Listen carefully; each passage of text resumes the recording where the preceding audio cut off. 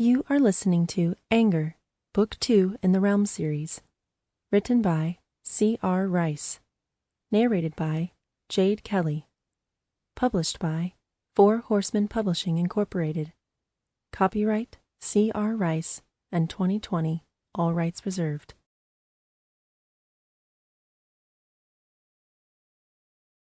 Dedication to Corey for believing in me and your loving, let forceful shove into the abyss of the unknown.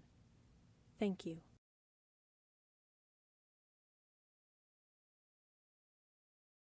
Prologue. The silvery moon hung high in the inky black sky when the silent veil tore. A tall figure stepped from its depths. A dark, gray hood clinged to its ethereal form. Though the air tingled with a fall night chill, no breath puffed from the figure. No breeze teased its cloak. As it stepped along, no sound echoed from its footsteps. Branches refused to crunch under its weight, while rocks flung themselves aside to avoid the determined force quickly making its way through the dense forest. A family of cats stood frozen, wide-eyed as the figure passed, ignoring their existence. A few curious owls flew in lazy but ever-widening circles, their curiosity getting the better of them. A rather fearless squirrel nudged its friend from the hole they had nestled themselves into, and began to follow the shadowed one. Darting from tree to tree, they stumbled and jumped, leaping from branch to branch as they raced themselves forward, playing a game of one-sided tag with the form. Suddenly the pair was pushed back by a strange unseen force, creating a translucent wall between them and their target. They lifted their lithe bodies against the strange wall.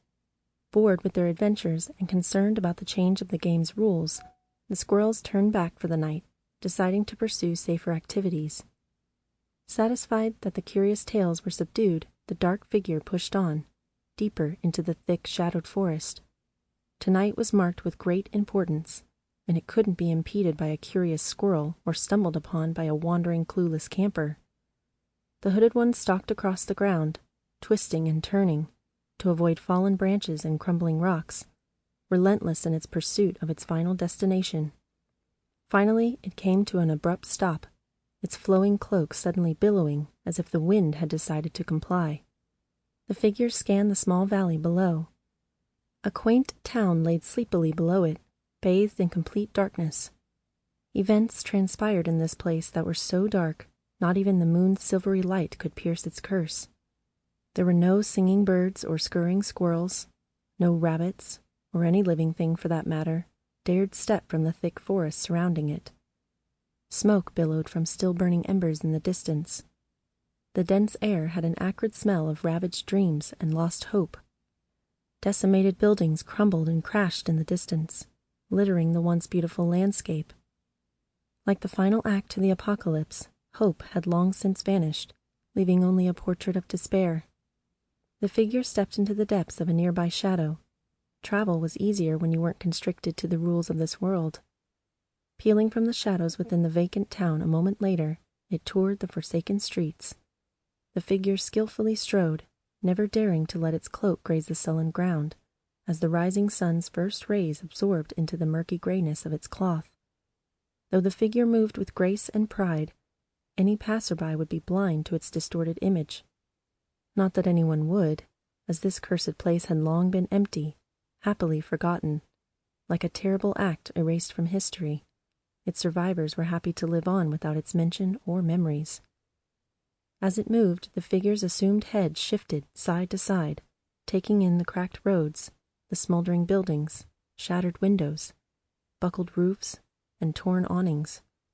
If anyone dared to walk upon the tattered earth, glass would crunch underfoot, and long-discarded bottles would be kicked from the path.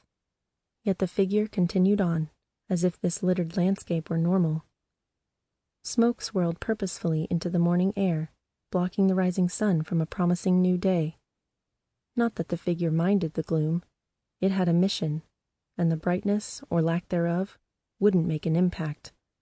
Time was too valuable to spend worrying about such nonsense, even if someone, or something, as the figure, had cared about things such as day and night, or sunlight and warmth, which it most assuredly did not.